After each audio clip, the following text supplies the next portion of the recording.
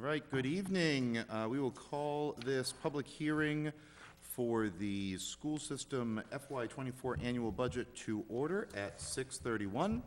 And we're going to begin tonight with the Pledge of Allegiance, please. 4:31. That's I pledge allegiance to the flag of the United States of America and to the republic for which stands one nation under God, indivisible, with liberty and justice for all. We are nothing here but perfectly accurate at the school committee. So we're going to go ahead and correct the minutes and say that we started this meeting at 4:31. Thank you. All right, we'll take a moment to check with our friends in the audience and see if anyone is recording this evening other than the town. Not seeing any, thank you. And now we have the opportunity for public comment. Any members of the public that would like to comment on tonight's agenda? Mike Barbaro, please come on up. Take care.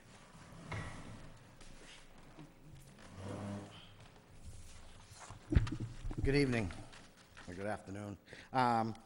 First and foremost, I'd like to say that having a public hearing at 4:30 on an important budget of $20 million is not banner in my eyes, because you're not getting the input from the general public, because most people aren't home. So I would, tell you that I think that this time is wrong to have that kind of a meeting, especially with the size of this budget. Secondly, going through the budget, I have some questions that I'd like to ask, starting with, we have looking through all the funding mechanisms, it's apparent that the override has been basically removed from the school department. And to that is very concerning to me as a public servant at one time that helped push that through, a citizen that worked very hard on the behalf of the school children to get that through. And to have it taken away because the town seems to be running into a little difficulty when the school department is currently a little overfunded than it used to be, and, the state's finally caught up to us. So that bothers me immensely, and I was talking to the town manager about that, and we'll have more discussions on that. Secondly, when I was looking at this budget, there's a few things missing that I'm trying to identify, and I'm asking for some help. We are in the process of merging schools, correct? We are reorganizing schools. Reorganizing schools, correct. Okay, so in your statement of merging the schools, or reorganizing, the schools, you had said you were going to be incorporating a mini-split system? Correct, through grants, Okay. correct. Can you show me where that's in the budget? No, I cannot, it's in grants. Okay, Mr. but it's not identified. Excuse me, Mr. Superintendent, if you don't mind, we're just going to let him make the comments. Thank you. Well, I have like 5 or 6 points, so I'd like to go back and forth on them, if it's all right with you. If there are any questions, in a minute, Ms. Babinski and the superintendent will be doing their presentation, and Perfect, hopefully thank we'll be you. able to answer So those. when you're laying this out, it would be helpful to find out where the funds are, because they're not showing. When you're making such a move of this caliber, and by the way, that is a capital item. It did not go through capital. So, I know it's being funded through ESSER. I'm not arguing. Usually, when things come to capital, we ask for a funding source, and we approve it also, being on capital committee. But that's a major investment in the schools that did not run through capital. Secondly, one of the things you had spoken about was, with this move, was bringing in a moving crew to help assist in the move. Again, it's not in any detail. So again, with such a, timeline that you guys are working under, it's tight. And I'm concerned because school's not letting out till the 27th. You've got summer school starting, you've got refinishing the school starting, and you've got like 12 classrooms to move between buildings. And my other concern is when we're moving the other thing is the playground that was put in especially for the little kids at Memorial that is being moved over to Toy Town. Am I correct in assuming that? We're gonna get to any answers if we're able to during the presentation. Go ahead with Okay. your other questions Okay, or well, comments. It's easier to have a two-way conversation, but okay. So, you know, that was an investment made by the Robinson Broadhurst, that when we put that in and fenced that in. I'm hopeful that that is moved over so the little kids have the advantage. With the fifth grade moving up to Murdoch Middle, it was in our policy at one time that K through 6 was guaranteed recess. I'm not sure if you're aware of that. We put that policy in place when the sixth grade was moved up there. And with the fifth grade being moved up there, the kids should have an opportunity to have some time to let some energy out versus a middle school project. So I would hope someone would look into that and find that policy, please, because I'm one of the ones that wrote it. So, okay, moving on. All right. So I'm concerned looking at circuit breaker. When you look at our sped education, it is up over $2 million projection. And with circuit breaker coming in at $732,000 and a revolving grant fund of $203,000, that's leaving the district almost a $1.1 million in additional sped education. That's a big nut. Nextly, when I look at summer custodial help, I'm looking at each school, so I'm going to go to the middle high school, and maybe this answers the question. You're currently bringing in a number at $6,120. Is that the additional help to move the schools? Is that why you're bringing in summer help? Also, when you look at your water and sewer, those lines are underfunded. The town has a rate increase of 8% on water and on sewer, and I think 6% on water. So those line items are going to be off in each school building. Okay, so we also have a major jump in overtime salary for the high school of $3,500, which is a 233% increase. It seems a little steep. Moving over towards Toy Town. Again, you have the Toy Town electricity, which if a mini split is going in, which I'm imagining would be an electric system, otherwise you'd be putting in propane, your electrical costs are going to go up significantly. It doesn't seem to reflect that in the overall budget. Again, with all the moves being made, maintenance of building, I would assume that grant money might be pushed in there for the construction that's going to take place. Also, that the maintenance of grounds with the changes being made to the fencing and whatnot, I'm seeing no increase in the overall budget.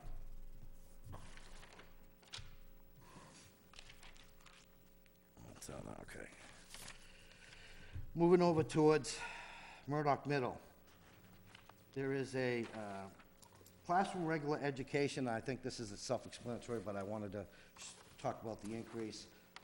It says major classroom regular ed. I'm assuming that's teachers. It's not broken out, so it's very hard to delineate. It's an increase of $323,633. I'm assuming that's the fifth grade being moved over, but there's no detail here.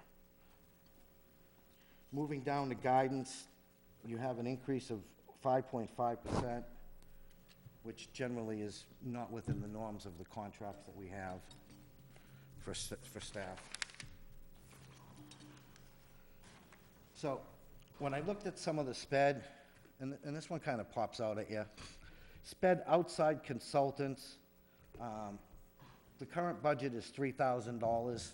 Next year, you have $78,000 budgeted in that line item. That is a 2,533.3% increase. no justification for that, no explanation. Are we lacking people? Are we hiring more consultants? That's a big jump in that number. Again, when you start to look at some of the numbers, I come back down to heating of buildings,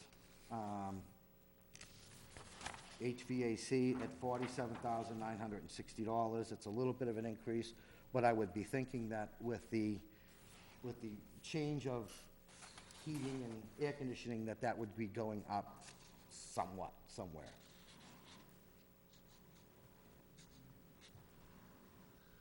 And the other line item, I'm sorry, I have to take my glasses off, I'm bouncing between the two, is vehicle operation expense. You went from 10,000 to 15,000, but then vehicle fuel went down from 20,000 to 10,000.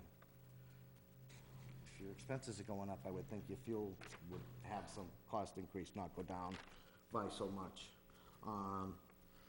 I'm wondering, when we look at the employee buyback, are we now paying sick buyback yearly, or are we spreading it out over the 24 months? Because it kind of shows that way. And that employee separation cost of $30,000 is a $56,000 decrease, which I guess is a good thing. So we're not losing a lot of staff. But then again, I'm looking at, tuition private schools for SPED at $870,484. That number's up almost $100,000, $159,000. And our collaborative is $1.3 million, $50,281. That is a 37% increase in our outgoing SPED collaborative. That's a giant jump. And again, that number needs to be looked at with circuit breaker and why our numbers are so high. And again, I'm looking at memorials, custodial summer help, again, from $1,000 to $6,120. That is a significant jump of 512%. These are just some of the numbers that pop out that, barring, like I said, if we're using the people that we're hiring to help us move, okay? But there's lack of detail here, and I'm not the only person that would catch I can't see you. Sorry. I'm not the only person that would catch this. I think, a little more detail would be good when you're selling this budget. Not that, but it doesn't give me the detail I'm looking for. Where we used to have, the munis would say 5th grade teachers, 6th grade teachers, 7th grade teachers, 8th grade. It would line item the salaries, and you could see the increases, whether we had new teachers coming in, we had teachers retiring. You could see the line items a little more clearly. These are really hard to read when you look at this box. Overall, I look at the price increase to the school department. Again, the numbers are good from the state, finally, thank God. And the town's increase this year is not as dramatic as the year before. It's only a little over $250,000, and I don't mean to belittle that number, but considering the year before they got hit with $1 million, what I see coming is that more and more of the opportunity funding is going to fall back on the town based on economics. And so we have to be mindful of that, but also the fact that, we are a little over net school spending by removing the override. You're now at net school spending again, and, funding sources do dry up. The ESSER funds will go away. Some additional funds will go away. There used to be some other grants that I no longer see, and I don't even know if they exist, but one of them was a Spirit grant. It was basically it was based with a lot of home health care providers of children that we used to pay. So there was a lot of grants out there that I no longer see, and I don't know the reasoning. Maybe they went away, maybe they don't, we don't have enough people to look at them. But there was, there's some more. Early education money was released. Again, I was talking to a superintendent, they got another $185,000. So just to be aware, I'm looking at these numbers. I'm not the only person that's looking at numbers and seeing what's popping out. But overall, I just figure you should be aware of some of these things that are not clear enough, and you'll probably get questions later, so maybe you'll be a little more prepared for them. Fantastic. That's it. Thank you very much, Mike. Okay. Other comments? Yes?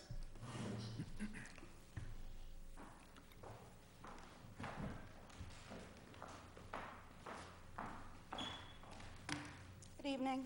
Hi. Tina Santos, 117 Mill Street.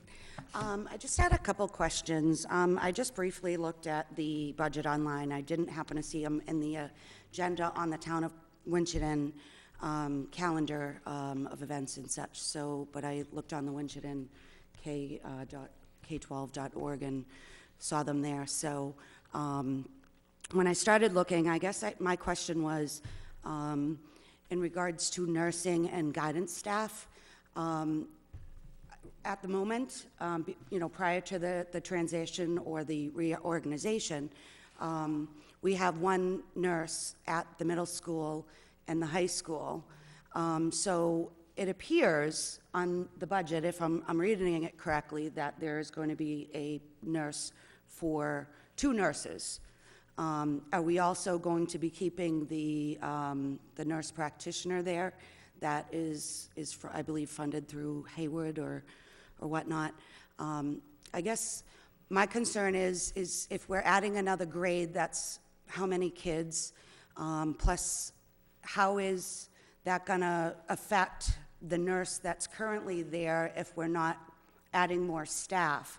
Because publics, just safety-wise and/or clerical, et cetera, that's more asked of her, and I'm not sure about licensing and certifications and things to that nature, if we've actually made sure that we're, having the correct ratio, I guess, if that is a concern or a, something to look into, as well as guidance. There is another grade coming over.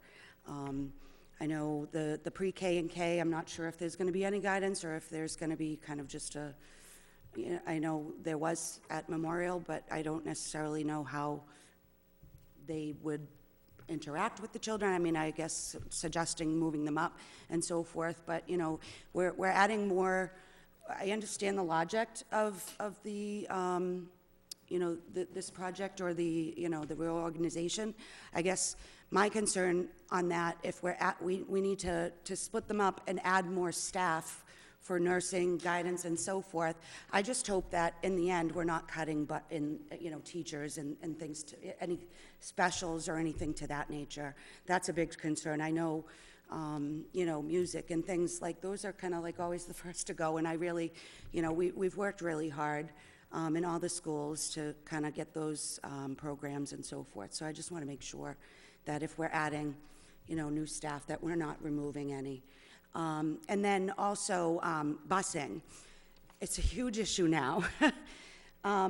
Just with my daughters in the high school, never mind trying to get and pick her up after school and trying to go around the Memorial School busing and parent pickup. That parent pickup is, it's cluster. It's bad.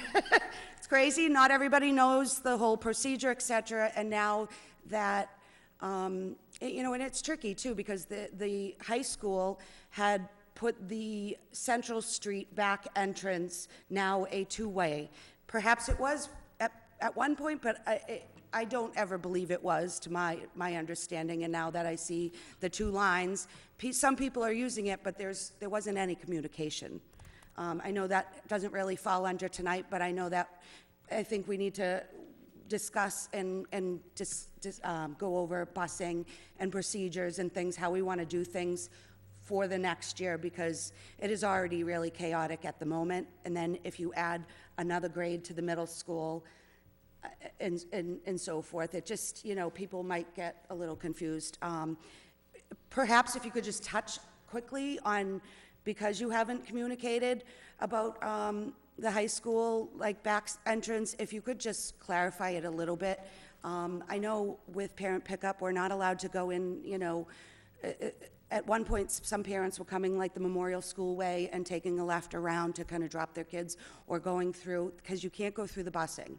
Obviously, that side towards if you were to go to the right, is all busing. So people would kind of come around the left.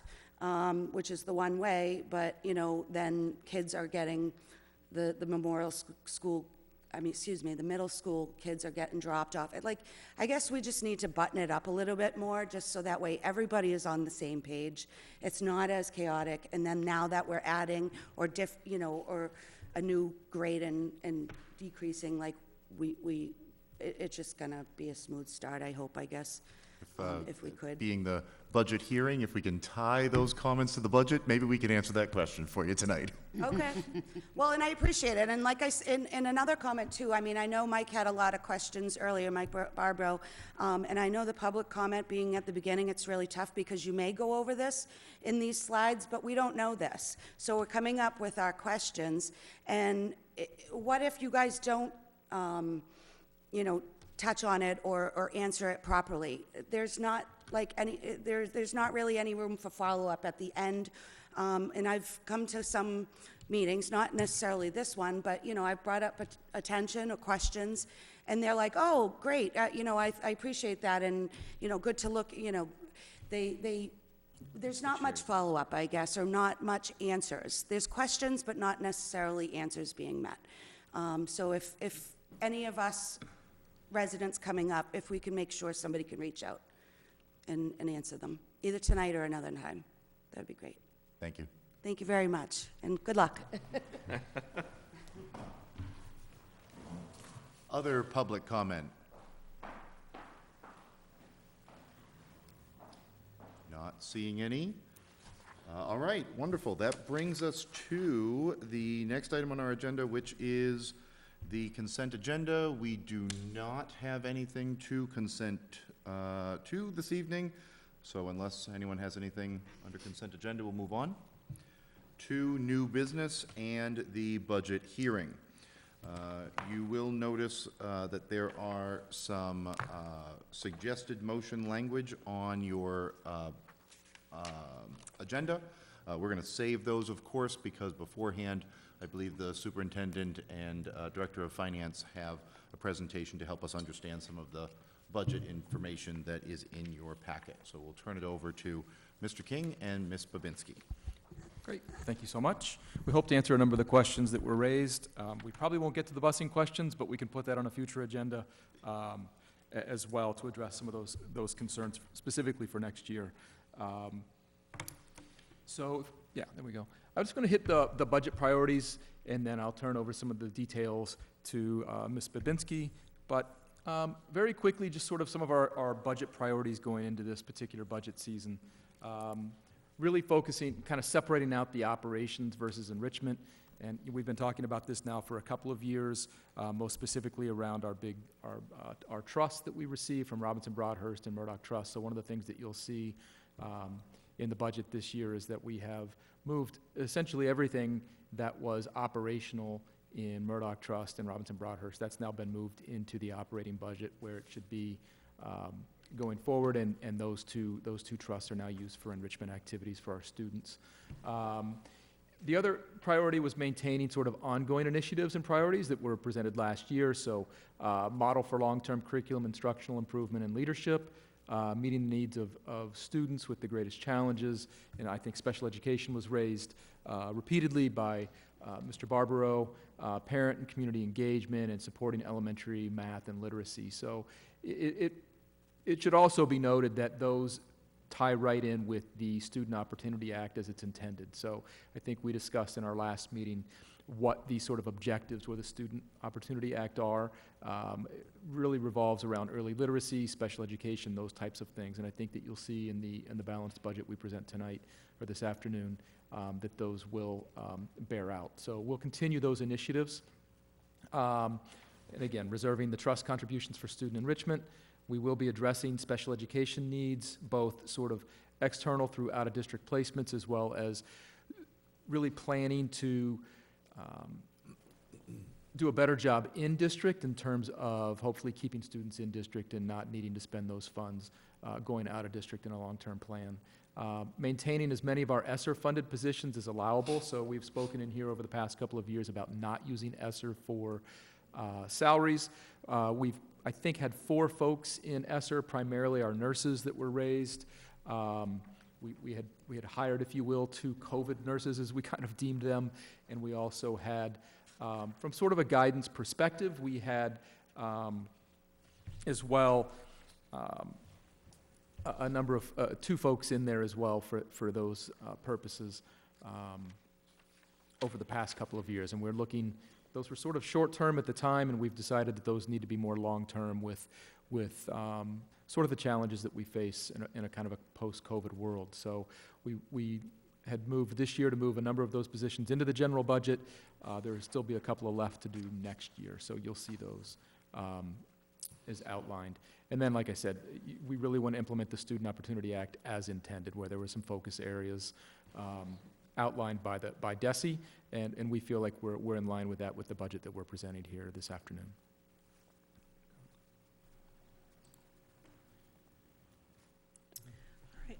So I'll just quickly go through the budget assumptions.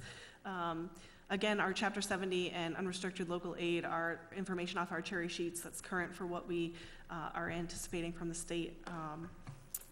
Obviously, the state budget is still in the approval process. Federal and state grant offsets are assumed to be funded at the same level. So you'll notice there was a huge increase for a couple years there with ESSER funding and your COVID relief funding. We are not anticipating any new ESSER funding for next year, so those grant allocations are lower back sort of pre-COVID times, and those include your entitlement grants. Special education, there's been a lot of talk, we've been talking about it for a few months now, just around special education tuition. We're seeing private school tuition increase 14%. Collaboratives are increasing significantly as well, not quite 14%, but certainly higher than typical. Circuit breaker program, we're assuming to be funded at 75% reimbursement rate. All indirect costs are included as provided by the town. We are seeing health insurance rate increase again of 7.5%. This budget does meet all contractual obligations for all associations and contracts. And our estimated funding from trusts are Murdoch Trust at $174,000 and Robinson Broadhurst at $177,000. So this is the Robinson Broadhurst application that was submitted for FY24. As you can see, some pretty significant enrichment opportunities for students in grades 3 through the high school, 3 and up. And I think what you'll notice is, historically, when we brought the budget forward, one of the big items, the dollar items in here, at over $100,000, traditionally has been our Chromebook initiative, our one-to-one Chromebook initiative. So we've worked over the past 2 years to eliminate all of those types of things out of both Murdoch Trust and Robinson Broadhurst. And that, of course, comes with the support of Robinson Broadhurst. We've had conversations with them. They're very happy to hear that we've moved those types of operational costs out and to move directly to enrichment opportunities going forward. So this was not a surprise in terms of an application that went to them, and I think we've actually presented this earlier this year, but just put it up here to note that that will no longer be used for operational costs.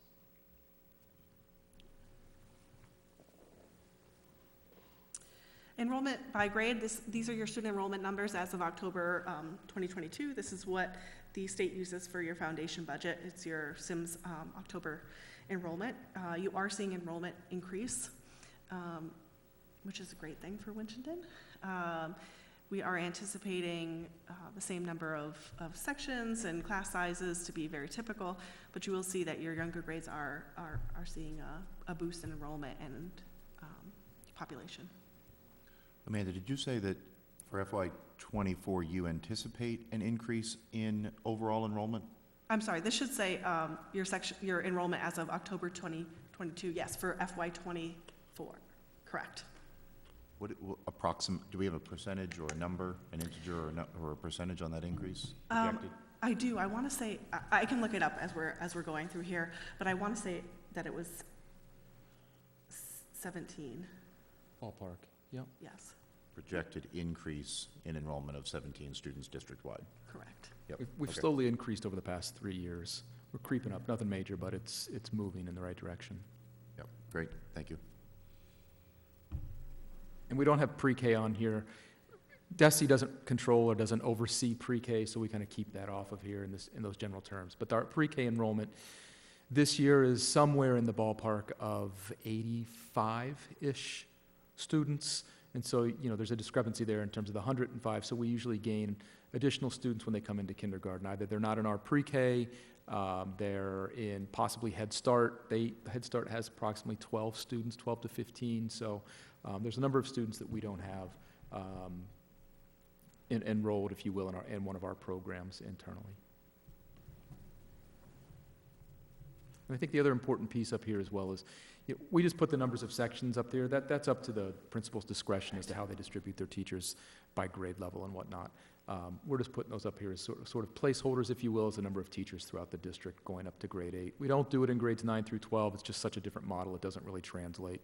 And the class sizes don't exactly directly translate at the middle school either. It's not quite the cohort method that we're used to in the earlier elementary grades where, those that homeroom, travels pretty much everywhere together, if you will, in an elementary setting. It starts to change when you get into the middle school and certainly at the high school, which is why we don't put those up there. The next slide is your grant awards for FY23. So we anticipated a level funding. You are seeing an increase in your economically disadvantaged students. So we may realize some increase in your Title I grant funding for next year. We did do it level funding, just with all the change in government and whatnot, to be conservative there. Amanda, what kinds of grants do we see represented here? Or you heard the Absolutely. question during public comment about some grants have gone away that were here before. Grants obviously end, so they would leave the budget, of course. But Yep. is this all of the grants, some of the grants, certain kinds of grants? These are considered your entitlement grants. So these are grants that DESE is allocating towards the district for a specific need, which we write for the grant federal fiscal year of October 1st.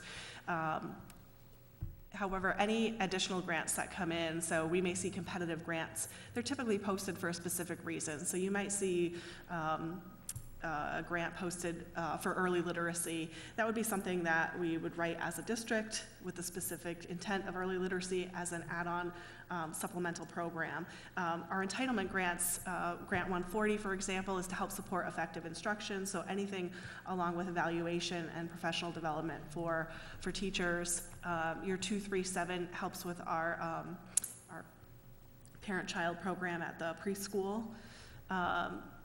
240 is to assist with special education costs. Early childhood, again, helps with your 3 to 5 age range. So sometimes it does help to support some kindergarten, but primarily preschool. Title I is all of your academic intervention. And again, the formula for Title I is based on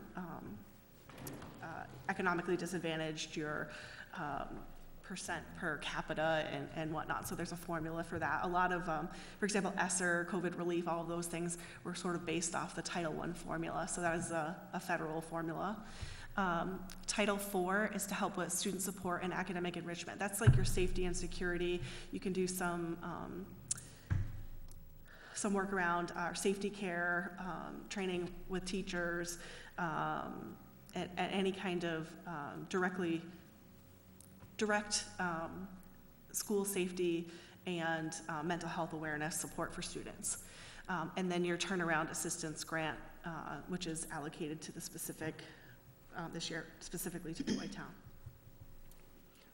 Mr. Chair. Greg? So is it conceivable that we may see other grant monies coming in? Are there grant applications that we're working on now with deadlines before the end of the fiscal year or whenever? But might we see more grant monies coming in? The grants pop up all the time. Yeah. And so, we try to put the ones up here that are what we consider non-competitive grants. They're entitlement grants. We know we're getting the money. So an example would be the HVAC grant for the mini splits. That's a grant that was very specific to air circulation, air quality, and HVAC that we applied for and were awarded that type of grant. those come up, the early literacy grants come up, but they're not annual grants per se. In other words, they don't come up every single year, so we don't put them up here as sort of predictable income. But we do apply for them as they come along. If there's something that we think that it's something we can capitalize on and have the capacity and bandwidth to actually incorporate into, our operating budget, if you will. Okay, I wasn't looking for specifics, I just wanted Yeah. the public as well to know Yeah. that, we're not just dropping things here, and that other sources of revenue are being sought for the district.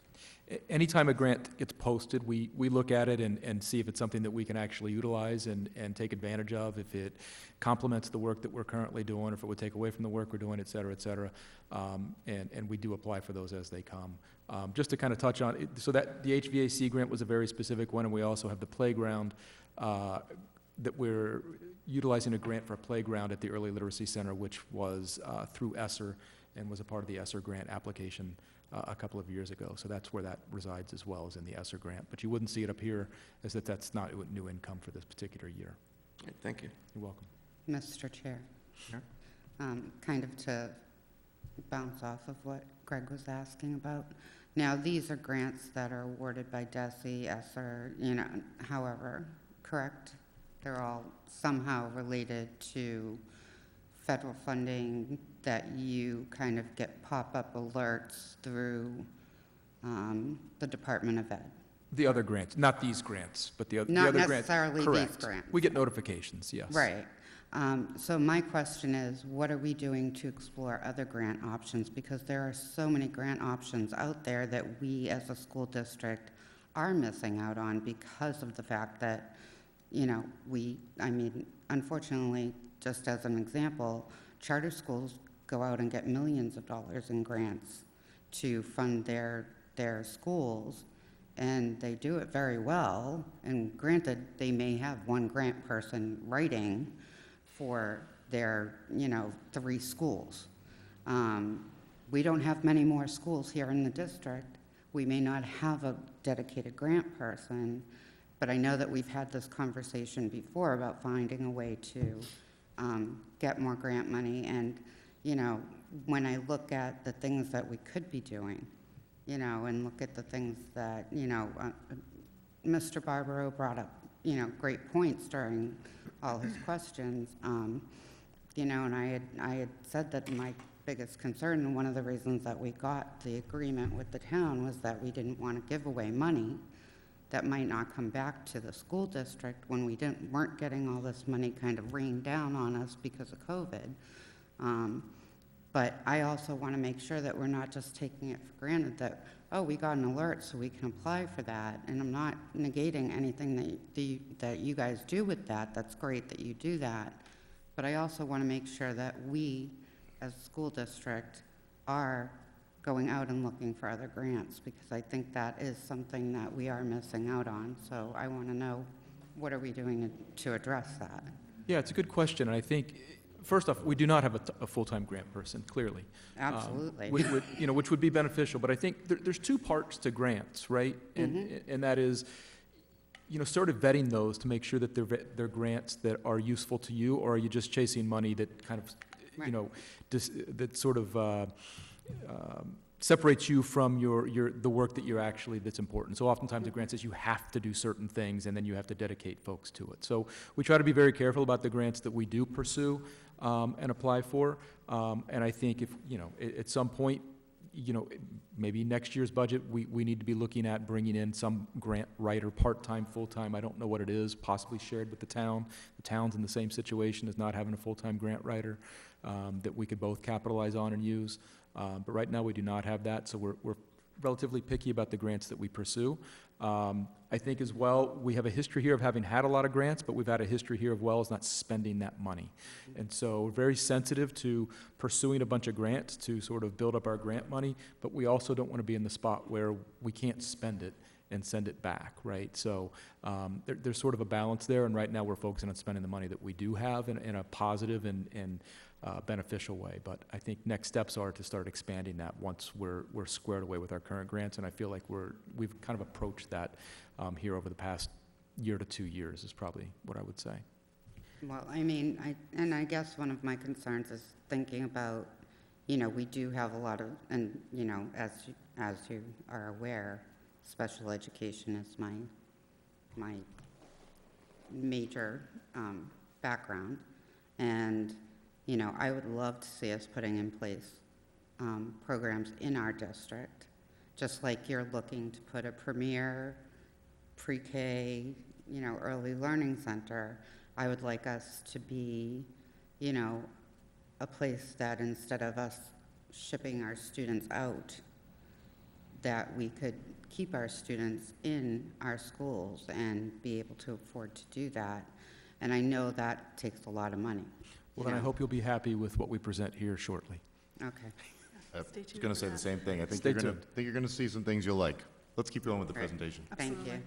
Just one more point very briefly is, in looking at the budget, again, with a major priority on operations versus enrichment, we did look at our grants as well, really making sure that we're supplementing, not supplanting with our grant funds. And so, you know, sometimes when you're left with giving back money or not spending all of your grant money, it's hard when you're using a portion of it for your operational budget and programs, and you're left with a small amount that there's not really, you know, a huge thing that you can do with that. So really being planful about, you know, how we're using those grant funds. So, you know, I'd love to see the district move forward to some other grants, but this really focusing this year on spending the grants appropriately and how you allocate those is a good step, sort of like an assessment to moving forward. Okay, so the next slide here is your summary page. This is what you're typically used to as far as Chapter 70. A huge increase for Chapter 70. Again, this has to do with your increased enrollment and the formula rates. So I did go back with Mr. King and kind of look a few years ago. I don't think that Winchendon would have foreseen that they were going to receive so much Student Opportunity Act funds with your enrollment the way it was even just a few years ago. So you're seeing an increase in enrollment and an increase in high need subcategories according to DESE. And so you are seeing a really quick turnaround in some increased funds for Chapter 70 for your foundation budget. And again, we'll talk about this again a little bit later, but certainly seeing an increase in special education needs across the district. You will see a total net school spending requirement of $20,180,691, less the $50,000 from the override. Our indirect costs, which the next slide will spell out your indirect costs, they are up at a little over $3 million, $3.1 million. That includes our increase in health insurance, as well as some increases in our pensionable Worcester County assessment, for example. You know, as you add staff, all of the fringe benefits that come with staff does increase. For other funding sources, we are looking at some rollover grant funding. Again, we're no different than other districts in that we saw this huge influx in ESSER funding and COVID funding, and it was wonderful, but nobody knew it was coming until it was there. And so nobody wants to spend it sort of willy-nilly. So as you had a strategic plan as to how you were spending it and making sure you're getting that done, you're also facing labor shortages and supply chain issues. And so we are going to see some rollover from grant funding there. Circuit breaker was up significantly last year.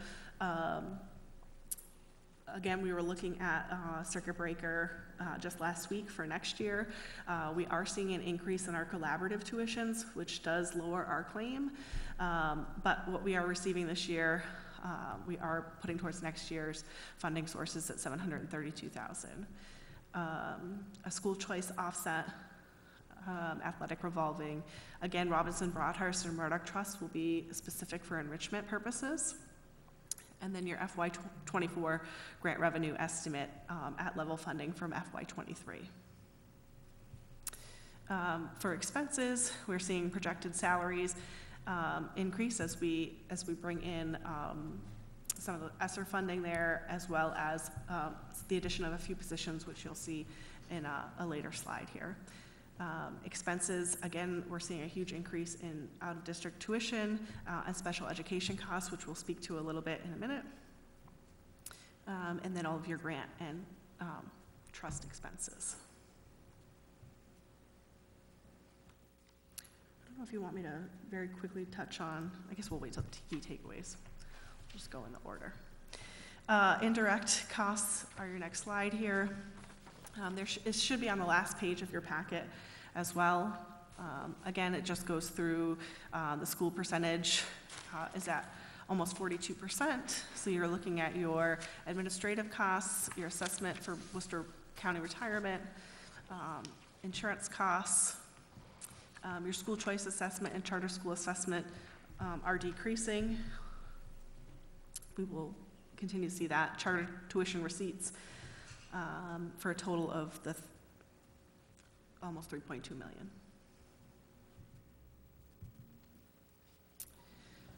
And then this is the summary of your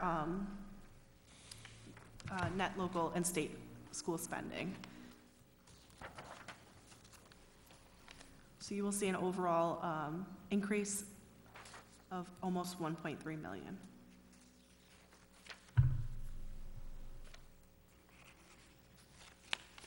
Okay. So our budget summary, I think I'm going to come back to this. I'm going to skip ahead to the key takeaways because I'd like to speak a little bit about what we've done with the budget here. The addition of 2 special education teachers. We are looking at our special education programming. We've talked about the needs of our special education students and how they can vary so drastically from one student to another. And so by adding an additional classroom at the elementary and middle school level, as well as keeping one position that you had previously funded through ESSER, you're able to have some additional substantially separate classrooms for special education needs. Again, speaking exactly to what Ms. Cass McBride was talking about in having a place to give some students the additional support that they need in order to meet their goals, and hoping to potentially save from some of the out-of-district tuitions that we need to assume right now. We do have an increase in our students who are going out of district, an increase in the collaborative slots. As we're experiencing, those slots are limited, and so when you have a student who has a high need and they don't have a slot to go to, we need to be able to make sure that they're getting serviced, as well as look long-term at some fiscal responsibility for special education. There was a question earlier about the contracted services line that increased roughly $70,000. We have a lot of contracted services being provided to students for CGRED level services such as physical therapy, occupational therapy, speech and language, all of our annual assessments, psychological evaluations, all of those kinds of things. While we do have some staffing, the amount of hours that are needed are significant, and so we do have to contract out to complete all of those. And I think just to add on to that, because I want to address Mr. Barbaro's question directly on that. Over the past couple of years, we've struggled to get a couple of positions filled, but they've been in there as vacant positions, and they've been noted in this meeting numerous times. And so we've taken it's generally speech and language, very, very difficult positions to fill at this point. A number of speech and language folks have gone out and created their own businesses because it's become so profitable, I guess one would say. But what we've been doing over the past couple of years is paying for those consulting services out of actual salary lines is kind of how that's been going. So we really want to just be more transparent about what's going on there instead of saying we're going to keep trying to hire these people. We know we can't. The collaboratives don't, nobody has these people. So instead we just move those salaries, kind of the salary lines, if you will, or the dollar amounts into the consulting services or contractual services that we've been spending anyway. So it's really just moving it from one place to another so that it can be more transparent in how we're spending the money. And I think that also leads to sort of what you see in a number of the questions that Mr. Barbaro raised is increases in certain areas, and we've spoken on it in here for the past couple of years, where we've not been able to accurately sort of project what we need to do year to year, because of the way that we've worked in the past is, as we get to the end of the year and we need to put things in certain places, it's been allowable, if you will, to sort of make charges into places in units that it may not be the appropriate account for it. There's money in a bucket here, just put it in that spot. Then when it comes to budgeting time, we can't project. We don't really know what we spend our money on. So what we've tried to do over the past couple of years is to do a much better job of making sure that our expenses are put into the right buckets, in the right buildings and so on. So sometimes it's just a building piece or whatnot, or something. If it's in maintenance, when we had money left in grounds, we would spend it there even though it was inside the building. So we're trying to do a better job of that. And what you see that reflected in this year's budget. We've got a better handle on where we've spent money in the past, so that we can do a better job of talking about what we need in the coming year and not have to move money around. And the special education piece as well, these are, for Ms. Cass McBride, these are substantially separate classrooms, these additional special education classrooms, so it really speaks to that out-of-district issue. Once we lose a student out of district, and what we know in our district is we lose them at a younger age, the problem with that is, we're losing students, and it can cost anywhere from $60,000 a year to $200,000 a year, depending on the type of placement. But part two to that is they rarely come back, and that's not a Winchendon thing. That's an out-of-district thing in general. So what we wanted to do this year was add 2 special education teachers very specifically for sub-separate programs. We have our quote-unquote all program, and it's kind of the way it is. It's for everybody. It's not very specific. It's one size fits all. And what we know about special education, this isn't new. We've always known this. Special education is not one size fits all. So we have, as just a very simple example, we have students who are nonverbal versus verbal, and the way you work with those students is very different. So what we're trying to do is expand our substantially separate programming, so that going forward, as we've seen this year and years past, we're sending students out of district. We can keep those students in district, and over time we will see, hopefully, the cost to out-of-district placements extinguish a bit as we're keeping them. That's the plan. So those special education teachers are very specific to sub-separate classrooms to keep students in district. So, Mr. Chair, Yes, Karen? just to follow up on that, so these sub-separate classrooms, are they going to be like for an autism classroom or a LD classroom, or so can we, and I know I'm jumping ahead, but at some point can we have Ms. Haro come and just give us the rundown on that? We're going to look at the need, but yes, we want to be able to treat work with our students in a more discrete manner than just say, if you need sub-separate, you just go to this room. We want what does our population require? Is it LD? Is it spectrum? What is it? And that's what we're going to work toward. So the answer to that question is yes. Okay, thank you. You're welcome. No, that's great. There was also another question regarding the middle school nurse that is also included in this district, this budget. So currently you have a nurse at each building, which would be beneficial. So having the middle school, high school nurse, I believe they're in the same office, so it's 2 nurses for the building allocated in the budget as 1 middle school and 1 high school nurse. Go ahead. And just to be clear, the Haywood Clinic is still there. We don't budget for that. That's a separate piece that Haywood brings in. So this would very specifically be the high school nurse and then a separate middle school nurse as we increase the grades. We know that, we needed COVID nurses for testing and whatnot, but we also have seen an increase in just our regular screeners and things like that from the state. We have screenings that happen at multiple grade levels, as well as, reviewing immunizations, athletics, and records and whatnot. So there's a lot of work that happens in the nurse's office. Maintaining maintaining 1 special education teacher that was previously funded through ESSER. Again, that's your preschool K sub-separate classroom. And then 1 additional early literacy teacher. You're seeing a foundation budget increase of almost 10%. We are looking to elevate the dean positions to assistant principals. And that would be at Memorial and, That'd be at Memorial in the middle school. middle school. As we've increased the number of students in those locations, we felt it was appropriate to bring in assistant principals opposed to deans, and would also help from an accountability perspective for observation, evaluation, supervision, those types of things. Where currently the deans don't do any of that type of work, that we would move that into an assistant principal role so that they could do observation, evaluation, as well as student discipline. Mr. Chair, Larry? can you just, so that people may not understand the difference between what a dean does and what an assistant principal does, and how this will benefit, elevating them to these positions? Sure. Because I know they're very different. They are, and I think that, generally the public kind of treats those as interchangeable. They're administrators are sort of the same. Deans are very specific around student discipline.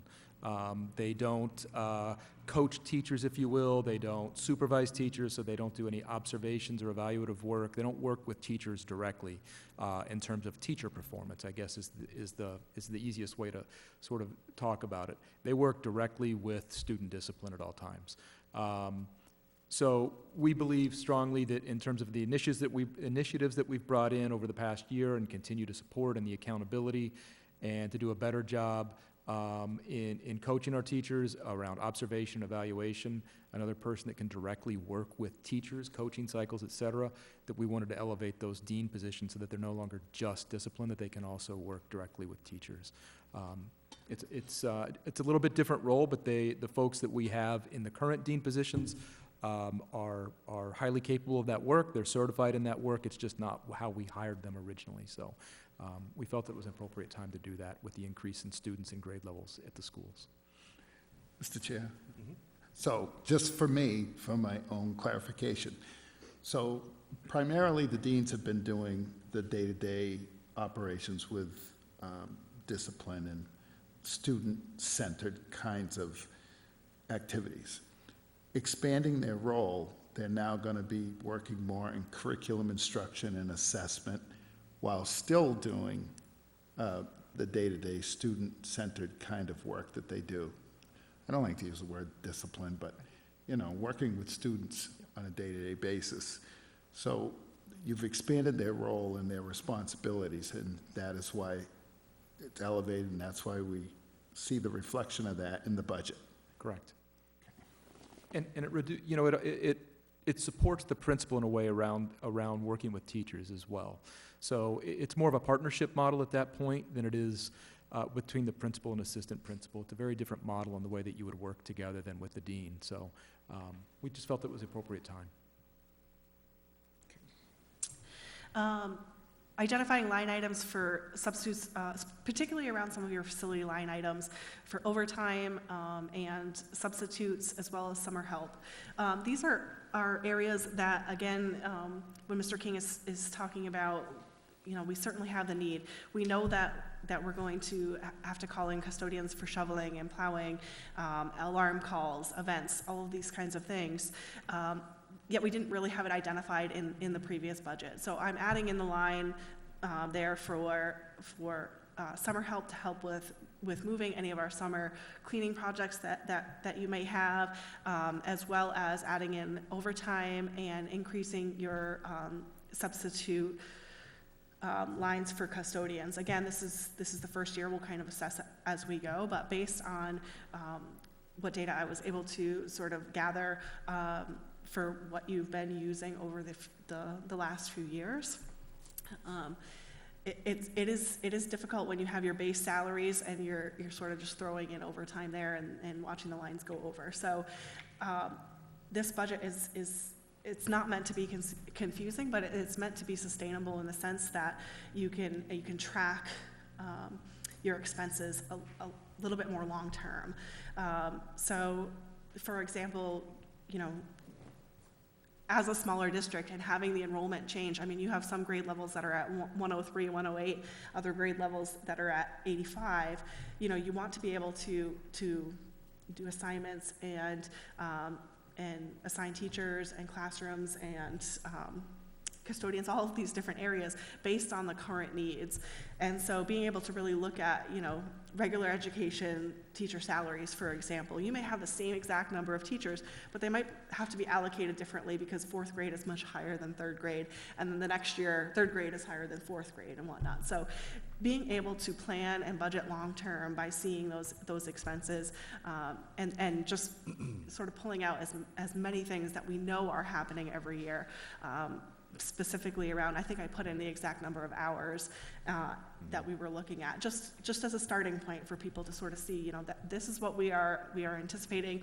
I mean, I know that this was a very snowy year with I think 7 snow days, but I don't see it getting drastically different if we have less snow, extreme cold. We may be having more alarm calls on boilers, things like that. So we're seeing them being called in. We're seeing them having to do the shoveling, and we want to be able to budget a little bit better for that in the future.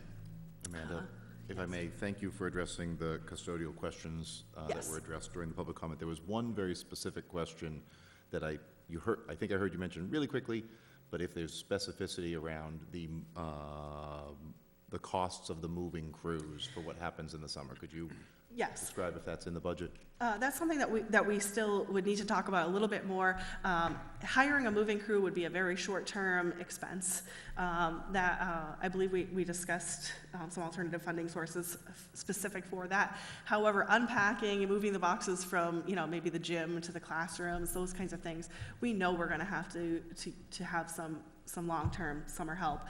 That is included in there, yes. So I just kind of looked at how many days, 8-hour days, and you can kind of see the hours spelled out there in the notes for summer help. Yeah. Thank you. I think we were looking specifically at moving costs during the COVID move. Again, that's a short-term, one day you move one building to the other building, but there's certainly going to be an increase in overall costs there longer term. I hope that answered the question. Yep, thank you. Okay. Focus again on long-term fiscal sustainability. Again, really being able to budget for years to come. Some of the things that you're looking at are agreements and conversations that were had by previous folks, and we want to be able to leave a budget that someone, a future person can look at and really know where you've been at for the last few years and where you're planning on going. Both Robinson Broadhurst and Murdoch Trust are fully in Richmond. And I think, if I may, on the sustainability piece, and we talked about this last year as well. I think last year we added 7 full-time staff to the district. This year we're adding 5, but a couple of those are coming out of currently ESSER positions. When we talk about sustainability as well, we have an eye on that. What are the contractual obligations as we go forward? So, we hear that we have, an increase in 1.2 million, whatever that number is. And, oftentimes people, we can just hire a bunch of teachers. We can't, because we can't sustain that model. Let's just pretend that SOA didn't get funded next year, and we're back to our typical model of an increase in budget. Instead of our 10% that we've seen the last 2 years with SOA, we're back to a 2% increase or a 1% increase. We're trying to make sure that as we go along, that if that were to happen, say, next year, we could still sustain the folks that we have. We're trying to build. We're not reducing anybody, Tina. But we want to make sure that those that we do bring on, if for some reason SOA wasn't funded next year, we would still be able to sustain that and meet all of our contractual obligations. So it's one of the pieces that we take very seriously. We talked about it last year, and we'll continue to do that in the coming years with SOA.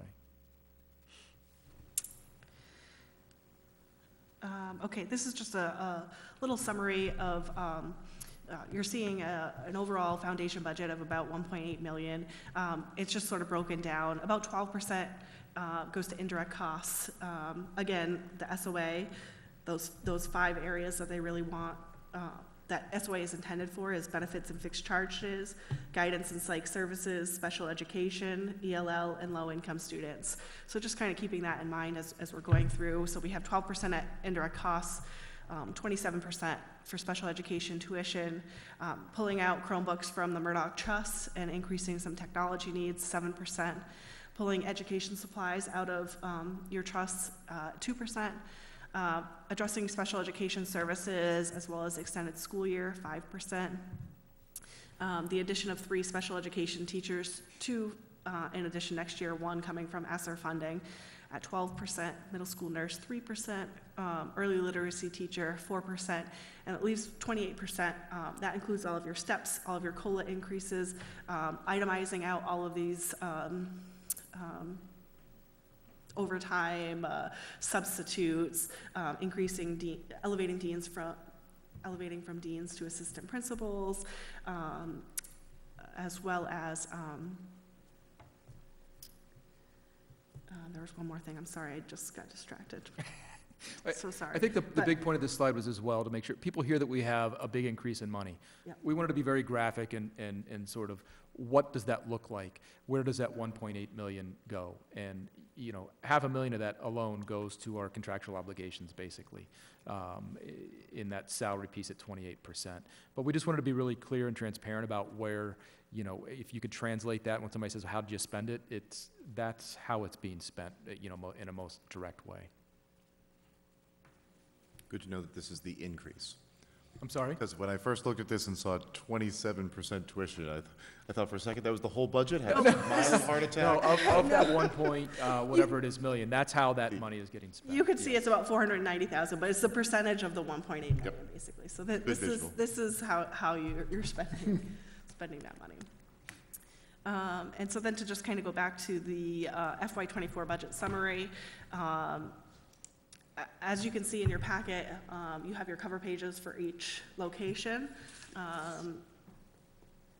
It's broken down by district-wide expenses, the Early Learning Center, which is Toy Town, Memorial School, grades 1 to 4, Murdoch Middle School, Murdoch High School.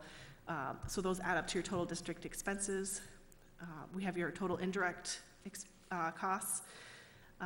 We have our enrichment expenses, which come from your trust funds. And then total supplemental grant expenses. So these are things that are not necessarily spelled out entirely in your budget. These are going to be things like your professional development plans, tutoring hours, any boot camp, things like that that you may do, which will be written into the grants for October. So total expenses, 22.9 million. Mr. Chair, Karen? sorry. So I was trying to look this over and trying to answer my own questions and making my head hurt. So just going back to the whole assistant principal dean issue, I am noticing in your notes that under Early Literacy Center, it was, because it was Toy Town, it was previously a principal plus a dean, now it's just going to be a principal. So how many students are we thinking are going to be at the Early Learning Center? It's roughly Roughly. 200. Okay. That's Who's- pre-K and K combined, and they're not, that 200, it's a little bit deceiving because pre-K, remember, they're not there all day. Right, So at a given understood. time, it might be 150. If we're saying that previously you had a principal doing all the administrative and whatever, and the dean was handling the student-centered piece, who's going to handle the student-centered piece? Because now you're saying that you're going to have roughly 200 students and 1 principal. That's a great question. And so in conversations with that group, what we've settled on is a principal in that building with an adjustment counselor that would also help with the behaviors and that type of thing. And I think also to be clear that the look I think that Ms. Santos brought up a sort of guidance, if you will, and we consider adjustment counselors a part of that guidance staff. With the reorganization, there will most likely now be an adjustment counselor / social worker at each of the buildings in general, where right now we share one at the high school with the middle school. So we would more than likely move someone that we have to a middle school position. But to answer your question directly, that would be, the responsibilities in that building would be shared between the principal and the adjustment counselor. So is that accounted for in the specialist? I'm sorry? Under this budget, where is that accounted for in under the early learning, the ELC? I'm just going to call it the ELC, because otherwise I'm getting tongue-tied. ELC. That's what I said, ELC. Oh, I thought you said T. No, ELC. So where is that on this line item? Like, where would you say that would be grouped in? Because I know we haven't, fully itemized this, so where would you account for that salary? You're going to see guidance and adjustment. So under salary guidance? Correct. Okay, so Correct. that's that person. And again, I think I made a note on each slide. It is very deceiving with the percentages and whatnot when we're reorganizing and we're looking at really guiding your budget based on the DESI chart of accounts. So you're seeing your percentages and whatnot. They are a little bit wonky and deceiving. So I'm glad that you asked that question. And again, there's certainly lots of meetings that are still happening as to, what the we're needs of doing. each of these reorganized buildings will need. But there is a staffing under the salary guidance. Right, but that's why we're seeing like a jump from like, Correct. say, 69,000 to 213,000. That's correct. It's the same Okay. number of people district-wide where their assignments go. We're just changing. Correct. Where they're, okay. Locations. And then, and so am I understanding, and now to get off that, sorry, but so are we basically saying that we're only really bumping one person up to assistant principal? There are currently 2 dean positions in the district. There's one currently at the middle school, and there's Okay. currently one at the Okay. current Toy Town. Okay. So there are currently 2 roles. They would both be, where they live next year is a little bit different, Right. but there are currently 2 roles, and they're just being promoted to, if you will, Okay. assistant principals. Does All that- right, does that that's make what I sense? was, because those weren't noted. Like, you made the nice note on the first slide, and that's why I was kind of getting confused. Okay. Because I was trying to figure out where their because I could see kind of where their salaries lived, but I wasn't sure about the second person. So thank you for clarifying. One of the questions that was asked during public comment was about the utility costs. There's some utility costs that demonstrate an increase here, some that do not. Could you explain the thinking behind those? Absolutely. So in looking at utilities over the last few years, this is another area that unfortunately is difficult to budget in the sense that wherever there was funds, expenses sort of got charged to that account, and the money wasn't necessarily moved around. So we have looked at utility costs across the district.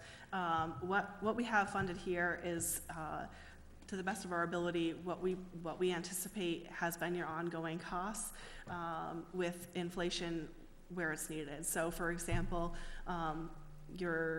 we know what our oil rate is going to be for next year. That bid has been completed through French River. We know the average number of gallons that we use per year. And so we're able to kind of look at that specifically. Same thing with electricity. We are seeing an increase in usage at the schools over the last few years, which is probably due to Chromebooks and sort of one-to-one devices and whatnot. But as a result, your increase in your solar revenue, which lowers the bill, has increased. So just really looking specific for each building, and this is a starting point. I know water and sewer came up in looking at the past few years. There was funds left in those accounts over the last few years. So the town is certainly on board with, again, we did budget transfers a couple weeks ago, which you may remember. They're really on board with doing our reconciliations and transferring money to make sure that we have an accurate year-to-date as we go through the year, and that we're able to budget these things. So it's kind of a starting point, I think, is the best way to predict, and with a educated forecast. Yes, yeah. Yeah. I think specifically with electric, that I think that Mr. Barbaro raised as well, was that there would be an increase at Toy Town with the installation of mini splits. And he's not wrong with that, clearly. However, the other interesting piece about Toy Town is it doesn't use enough electricity currently to Correct. get the solar offset in a meaningful way. So what we're anticipating is that with the installation of, actually using more electricity will help us with the solar offset at Toy Town, because we actually spent a fair amount of time this year looking at it. Something didn't seem right, and that's what it came to, was we don't use enough electricity there to actually appreciate the solar offsets. And with the mini splits, we believe we would. We're kind of joking, you go into like a different rate category if you hit, and I might use the wrong words, but 100 kilowatt hours. And we were at 90, the highest we got, Toy Town, was to 97. And so we were joking, like, let's leave all the lights on just for a couple days, see what happens. But, obviously we're not doing that. But just, it's funny the way that those things offset each other. And so looking at that, as well as, labor and supply chain issues, obviously we have a goal in mind of when we want all these installations to happen, and then, we have the procurement process that we have to go through, so. Mr. Looking at Chair, educated. I do think, and I'm going to defer to Mr. Barbaro on this, because I think he has a better understanding of the water sewer, just because I am not I am, thank goodness, one of the town people that were affected by that, but I do kind of want to go back to that and address that, because and actually Ms. Santos, but I know she has to leave for an event, but I know that there's been a huge jump in the water sewer for a lot of residents, and I don't know how that's going to impact going forward. So looking backwards is great. However, I know that the town at the past few town meetings has voted for substantial rate increases. So I think we need to figure out a way to maybe talk to I know you're talking to Justin. We talk to Town Hall, and Mr. Crow, we talk to those folks every single day about this stuff. So I understand. We understand what you're saying. Yeah, I'm just, that is something that I thank you, Mr. Barbaro, for thinking about that, because I do, that would be something, not that we're having pool parties with the kids, wouldn't that be cool, though? Thank you. Other things you would like to present? Questions from the board? Mr. Chair? Greg? I don't have a question at this point, but I would, if you don't mind, like to thank Mr. Barbaro and Ms. Santos for coming. This is the 11th one of these budget hearings that I've been through over the years, and I think the total number of members of the public who have showed up at these meetings is now maybe up to 6.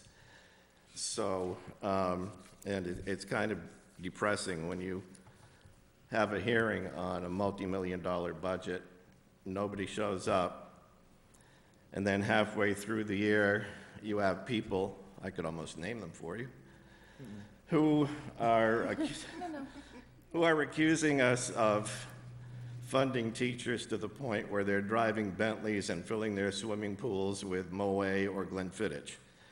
And that's definitely not the case. So I appreciate them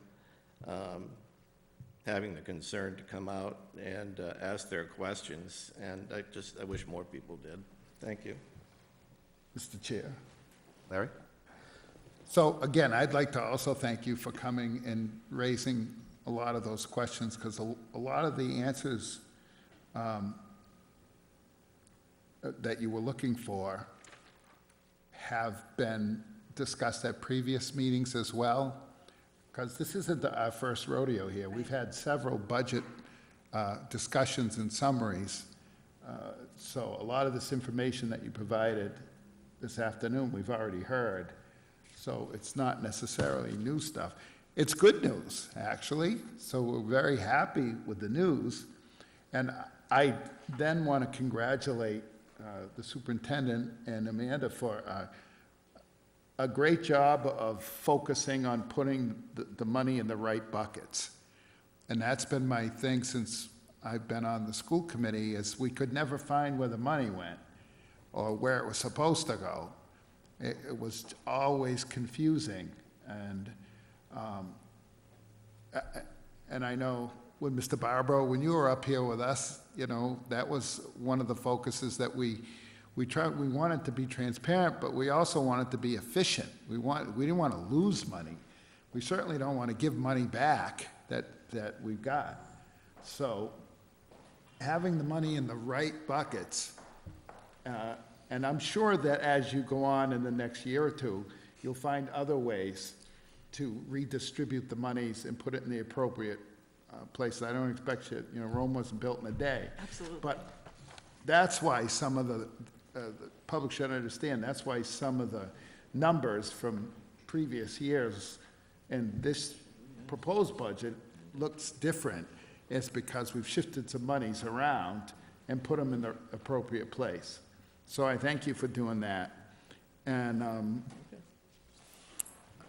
then I guess, again, we just need to continue to be as, I know that crazy word, it's the buzzword now, transparent, but it's just that I don't necessarily see it as just transparency, it's just good business practice. And that's what we need to get better at. We saw what happens when we didn't have good business practice in the town in general, with that nightmare that we don't want to ever go back to. So I thank you for doing your due diligence and continuing to find ways to put the money in the appropriate places. And then the last kudo that I'll give you is that I think that you're spending the money in a student-centered way. I appreciate that, yeah, we got a few extra dollars because of ESSER monies, and those will eventually dry up. But the fact that you're trying to build a sustainable budget that we can, even after the money dries up, we can continue and move forward and have programs for. So that is just the best way to do business. So I think I'm really happy and proud that we are being fiscally responsible, and yet we're still hitting the targets we need for the kids. The early literacy center and the programs at the middle and high school, the reorganization, and the move towards more of a pathways approach at the high school. All these kinds of things they just benefit students. So congratulations on being fiscally responsible, and congratulations for continuing to put the students first in your philosophy of education. Thank you, Mr. Murphy. Other comments, questions? Happy to entertain a motion, if there is one. Mr. Chair, Greg? I'm taking this out of order as it's listed on our suggested number of motions here, but I would skip to move that the school committee vote to approve the FY24 Memorial School budget as presented by the superintendent. And you'll understand after we vote on it why I'm doing that. We have a motion. Is there a second? Second, We have a motion and a second. Any discussion? can you tell us why, Greg? Now, or is it still a secret? Because Ryan has to abstain. Oh. Because of an employee there. So there is, I have a personal connection to a portion of the budget. My spouse is employed by the Memorial School, and her salary is included in the budget of the Memorial School, so I will be abstaining from that vote. I don't believe that we have any other areas of conflict where we would need to abstain from any other section of the budget, so if we'd like to take the rest of the budget in totality, that's the board's prerogative, but I intend to abstain from the memorial vote. Mr. Chair, may I just make a quick comment? Yes? I think it's unnecessary for you to abstain, because it's clear, I just took that stupid ethics thing again. I took it twice, and it wouldn't let me print out the certificate, so it didn't count.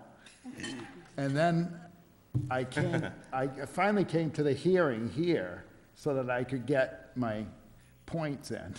But anyway, I've had it 3 times now. That's 3. You, unless it's directly your wife's position, unless it is, I don't know what she does, but let's say she's an assistant principal. Unless the assistant principal at Memorial School comes up and it's your wife, then you can't, you have to abstain.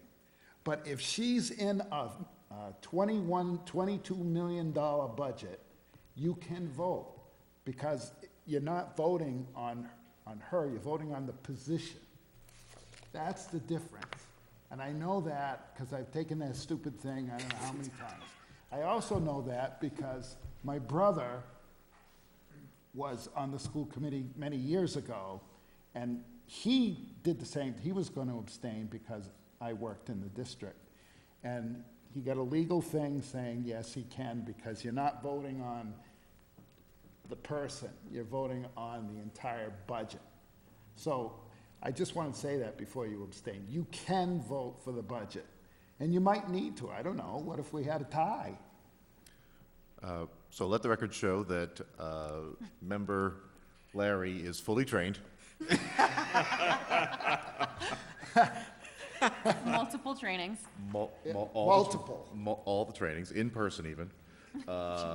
And if there is a necessity for a vote, if we were in that situation, I would have to declare a vote of necessity and would clear myself. But for this vote, I intend to abstain. Okay. Other discussion on the motion? All right, we have a motion to approve the school committee, approve the FY24 Memorial School budget as presented by the superintendent. And we'll begin with our votes with Alicia, please. Yay. And Greg? Aye. And Larry? Aye. And Karen? Yes. And the chair abstains. Happy to do it. Boo!